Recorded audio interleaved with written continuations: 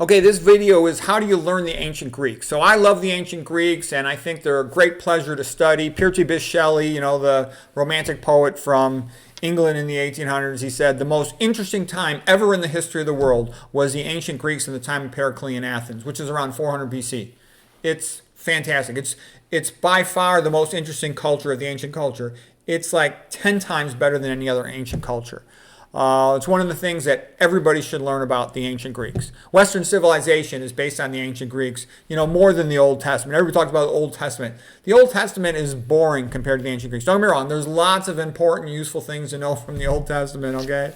Especially Genesis. But I'm just telling you, the ancient Greeks are this giant scaffold of knowledge and wisdom and fun and interesting stories and metaphors, and they're a tremendous part of the English language, especially for science and biology and whatnot, astronomy and on and on. Okay, so where do you start? I decided to make this because I just reread this one book, Mythos, by this guy Stephen Fry. Listening to the audiobook in the car, and it's a good book, but it's not the place to start. The place to start is Edith Hamilton. And she's the best one because she gets it. She loves the ancient Greeks. And she wrote this book about them. She wrote a book about Greek mythology. And the Greek people loved her so much, they made her an honorary citizen of Athens. And you want to read books by people who love the subject. Because somebody who loves the subject, they're going to show you what they love about it and show you the beautiful stuff to make you more likely to love it or at least like it. Okay, most of the books written by professional professors are kind of lightweight, mediocre, and subdued. Okay, they're sort of writing for their colleagues rather than writing for you. Anyways, this is the book to start with, The Greek Way. And she makes the point that most other cultures of those days, and in the modern world too, there's some brutal dictator that kicks everybody's butt and says, do it my way or the highway. And look at Egypt, their art didn't change for over 1,000 years because anybody who tries to do something different gets their butt kicked, okay? So what was nice about the ancient Greeks, they were a bunch of different islands and mountainous ranges separating places, so that and they had a lot of trade with other societies, so there was a lot of variety of opinion. And the best place in ancient Greek by far was Athens. Athens had the most respect for intellectual heroes. It's not a coincidence that most of the great Greek geniuses came out of Athens, because the intellect was celebrated in Athens. It was an aristocratic society. Yes, there were slaves, but there were slaves everywhere in the ancient world. And there's a lot more slaves nowadays than is widely talked about. The only thing that's preventing slavery is Christianity, okay? And people don't want to say that, but it's the truth. Okay, so anyways, getting back to the ancient Greeks.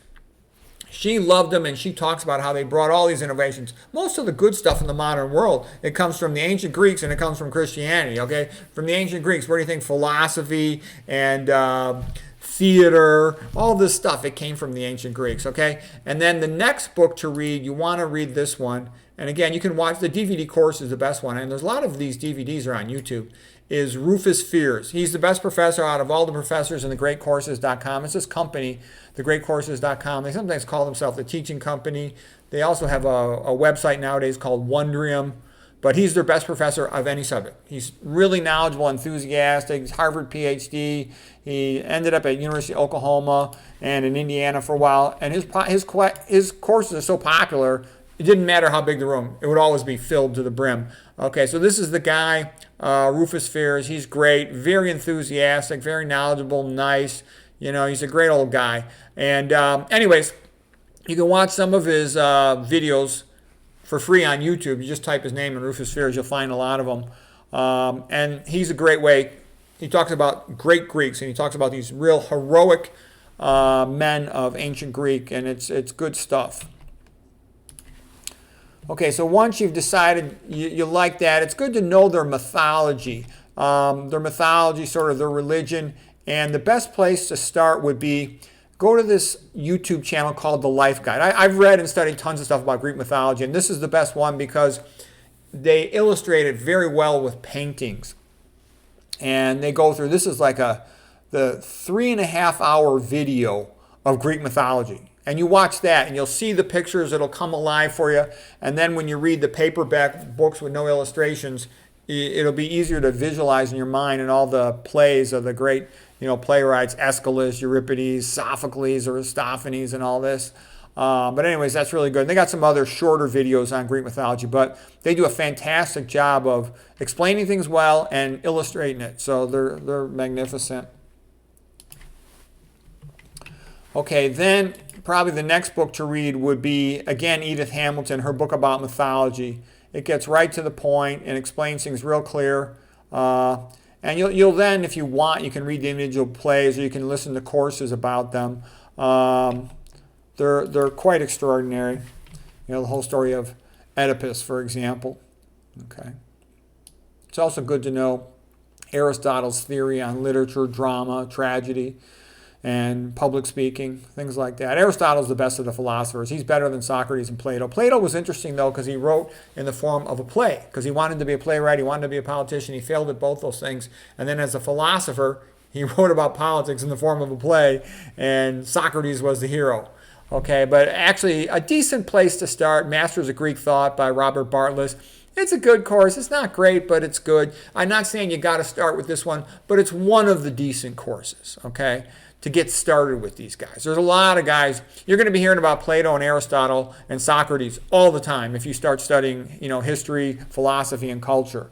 Alfred North Whitehead had said all of philosophy is just a footnote to Plato. Okay, Plato really broke it open, and he was an extraordinary philosopher. He's a bit of a pain in the butt, though, and Plato wanted things that a lot of people would have a problem with.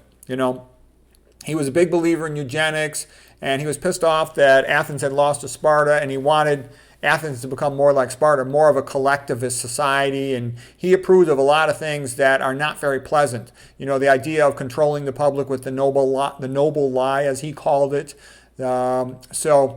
He's very much more collectivist. Aristotle's sort of the opposite. He's individualist. And as Ayn Rand had said, he's the greatest philosopher of all time, the atlas of philosophy that holds the world of the intellect on his shoulders. And you love Aristotle the more you learn about him. He is the good. And Christianity comes out of these two places.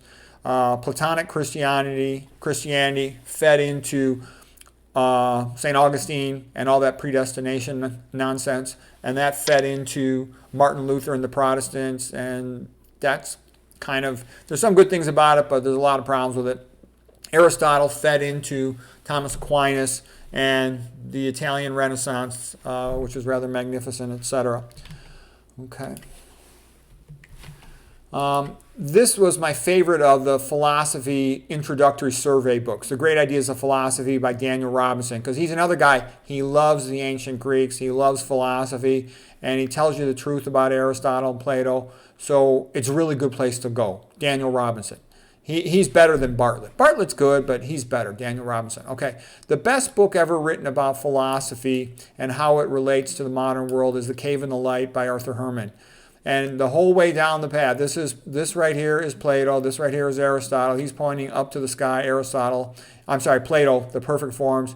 This is Aristotle pointing down to the earth, saying practical, objective knowledge is more valuable to us than your theoretical Platonic forms. Ayn Rand described Plato as a mystic, and she much preferred sort of the empiric, objective philosophy of Aristotle. Ayn Rand really paid her dues. We're going to come back to her in a moment. Okay, here she is, Ayn Rand. Ayn Rand has a great essay. It's in her book, Return to the Primitive, and it's also, she has a good online YouTube lecture about comparing Apollo and Dionysus. So Apollo is the Greek god of logic, intelligence, intellect, the higher man, versus Dionysus is more like drunken, debauched. And she basically says Apollo reminded her of the Apollo landing in 1969 through NASA and all that, versus Dionysus reminded her of people using drugs at Woodstock concert. And she has a very clever essay about it. She's got a 1-hour lecture on it. It's very good. You're going to find that once you study the ancient Greeks, you're going to very often see things go in this debate between Apollo and Dionysus or between Plato and Aristotle, and it's a very good way of framing issues. The great thing about the ancient Greeks is everybody can enjoy them and like them. Nobody has a dog in the fight, okay? If you start talking about modern stuff from the last 100 years, lots of people are real offended if you don't see it the same way they do. Okay, and you start talking about religion, people are offended if you're not the exact same religion as them. But the ancient Greeks, again, nobody's an ancient Greek anymore, so you can talk freely and openly about all the nuance of it, and it's very enjoyable. And anybody can enjoy the ancient Greeks. Okay, that's another good thing. It's good to study the Peloponnesian War because the Peloponnesian War was very brutal, and there's a lot of lessons to be learned from it. Okay, the Greeks had done great to kick the butt of the Persians and keep them out of Greece, and they're very proud of themselves for doing that. But less than 100 years later, they drifted into a civil war between Athens and Sparta called the Peloponnesian War. And Thucydides had been disgraced. He was an admiral in the Athenian army, or navy, so to speak, and he had been disgraced. And he tried to redeem himself by writing a history of the Peloponnesian War. Very objective. It's well known as a historical masterpiece. And I had to read this my freshman year at Stanford, and it was a very good experience for me. We had to take an entire one-year course called The History of Western Civilization, and it was the best college class I ever took at Stanford. And we had to read all this stuff, the Peloponnesian War, the Iliad and the Odyssey, the Aeneid by Virgil, etc. And the Peloponnesian War, there's a lot of brutal lessons to be learned. For example, Nietzsche, who was a scholar of the ancient Greeks, he felt it was like the most valuable book you could read. And I would recommend everybody read about the history of what happened to the Melians. The Athenians, as great as they were, they did some bad, brutal things, and they were very cruel and brutal to the Melians. They basically said unconditional surrender or we'll, destroy you right now. And the Melians didn't want to totally give in to them, and they brutalized them. And the only reason I tell you that, such an awful story, is because you should understand that's how people behave a lot of times, and you have to understand real human nature in order to be able to manage yourself in a world full of humans, okay? And it comes out in the ancient Greek history. So Pericles was great and noble in many ways. He was a great statesman, leader of Athens during the time of the beginning of the Peloponnesian War. But Pericles was also a jerk. He's a big part of what pushed Athens into fighting with Sparta. And what you'll see a lot of times is when a country gets divided and has a civil war, it becomes weak, and then another country comes in and conquers them, like the Macedonians with Alexander the Great. They just crushed Greece, and Rome crushed them, and Rome took over everything. So countries that aren't unified, they're weak. Look at Ireland's getting their butt kicked by England. They're a smaller country, and they were weak with all their chieftains in separate groups. Look at, ancient Italy, not ancient Italy, Italy of the Renaissance. Machiavelli would write about that, how sad he was that because Italy was all divided into their different cities rather than having them unified. Charles V came in and sacked Rome, kicked the crap out of them. Florence had all kinds of problems. French and Spanish invaders came and caused a lot of trouble for ancient Italy, and Machiavelli had wished they'd be unified, then they could protect themselves. But it's hard to get people to unify. I think Christians in general tend to be relatively independent-minded and jealous of each other, and they don't help each other very much, which is also why they're progressively always decreasing in the world since the ancient days, sadly. But there's a lot of historical lessons to be learned. And there's another thing I really liked about the Peloponnesian War by Thucydides. It's another one of these stories where a guy really redeems himself, creating a masterpiece.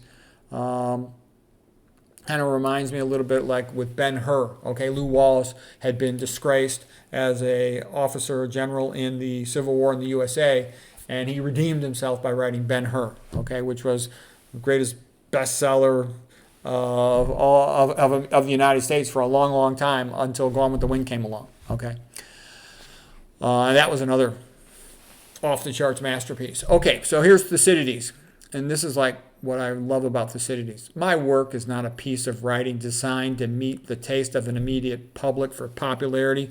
It is meant to be a great masterpiece to last all time, to tell the truth about how men behave. Okay, and it is. It's a masterpiece. There's a lot of other really good lessons to be learned from this, and like what happened with the plague in Athens.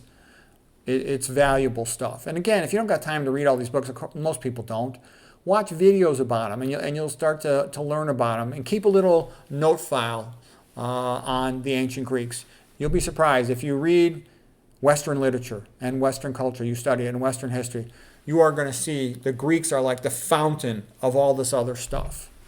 And it's beautiful and it's magnificent. And you're going to like the ancient Greeks. Like Schopenhauer said, The ancient Greeks knew how to live better than anyone else. Everybody except for Plato. Plato was a pain in the ass. Okay, Goethe had said the same things. Of all the previous cultures, the ancient Greeks were the best. Their mythology is just fantastic. So again, watch that 3.5-hour video first, and then you can start diving into these individual courses.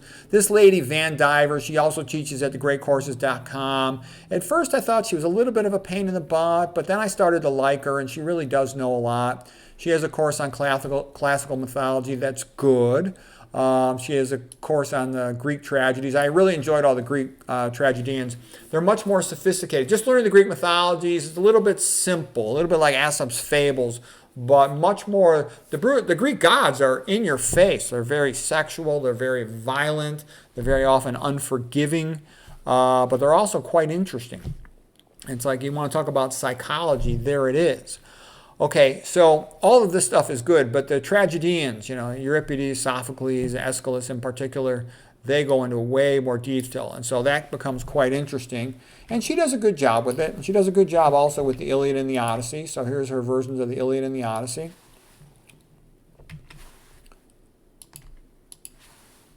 And then this guy, David Schenker, he goes through all the ancient Greek playwrights, and he does a good job of doing that.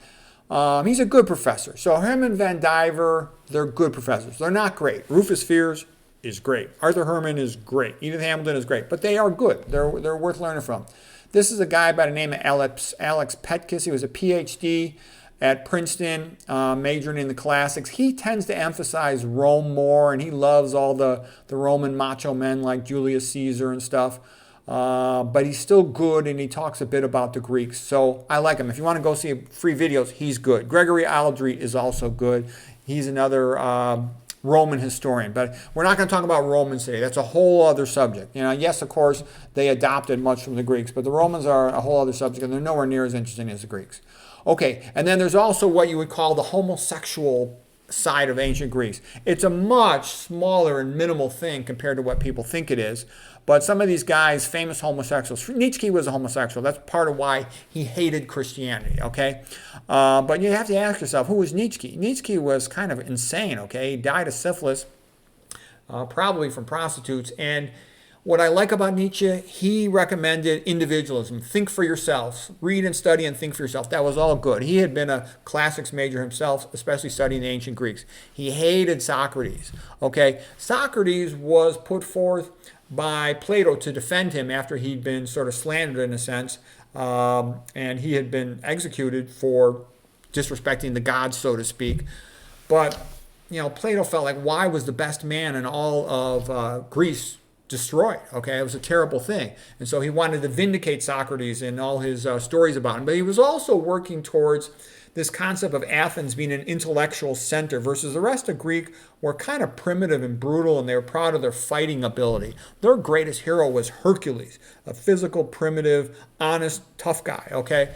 Versus the new hero was Socrates. He was a new hero, the Athenian hero. Like Theseus had been a little more intellectual of the ancient Greek myths, but then there was Socrates, who was to show the young man a new type of hero rather than just the violent and brutal Achilles or the crafty, sneaky, but not very contemplative or articulate Odysseus, okay? So that's where sort of Plato was coming from.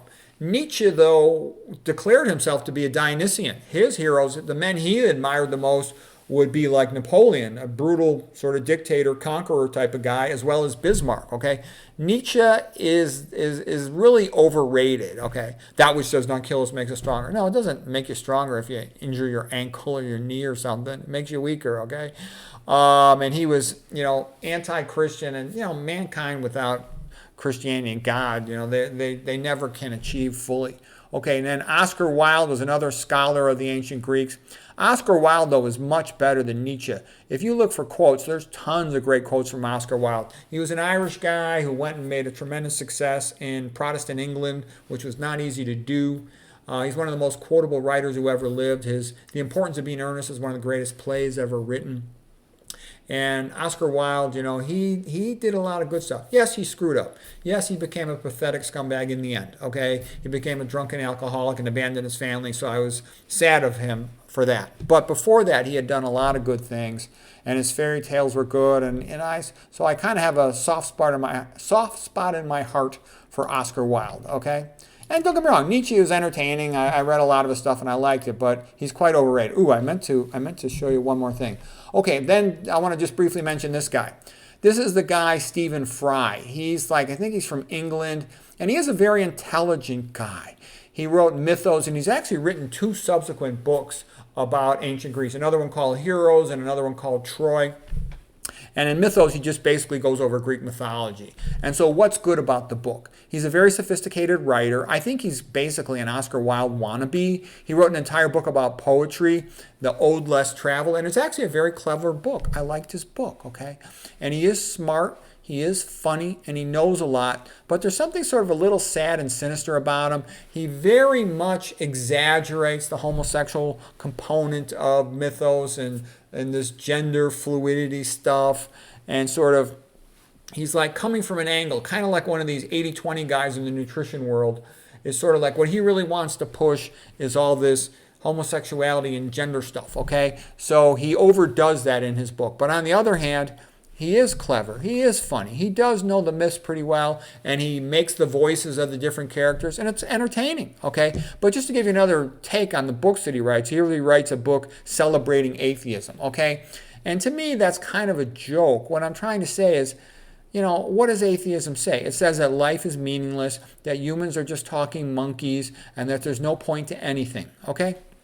And that slavery is justified, and all the dummies should be made into slaves. That's basically where atheism is coming from. That's why dictators always want atheism, because then they're God and they can enslave everybody. So what I'm trying to say is he comes from it with a little bit of that mentality. So he tends to fall flat when he wants to go big, because he just doesn't have the metaphysical foundation to go big and be funny and insightful and profound. So he tends to just emphasize these little, vulgar scenes and jokes and stuff. So don't get me wrong.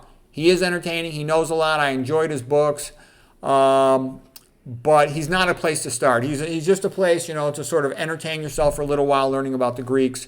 So I did find him worth reading, but I definitely wouldn't put him high on the list, and I wouldn't let anybody start with him, especially not kids. So anyways, that's just some overview of getting started with the Greeks, and there's tons and tons. You're going to hear about them all the time, and if there's something I think it's important to know about if you want to be well educated. I think you kind of have to know the ancient Greeks, and that's been said by lots of scholars, historians, and philosophers. If you don't know the ancient Greeks, then you're an ignoramus.